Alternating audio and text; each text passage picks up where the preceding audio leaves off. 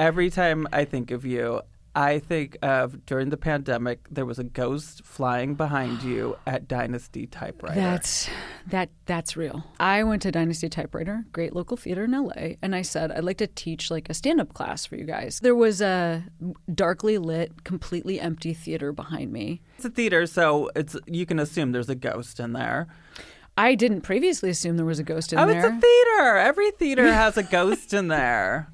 But definitely there's footage of like I'm just like talking about stand-up or whatever.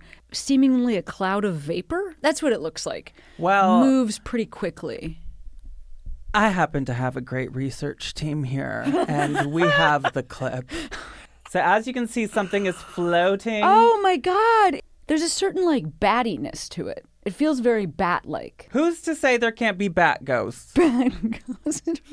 This is a tiny ghost. It's a little tiny thing. What do you make of that, Roz? I don't think that I have enough evidence to debunk it, so I'm going to leave it open-ended, and I personally want to believe it's a ghost.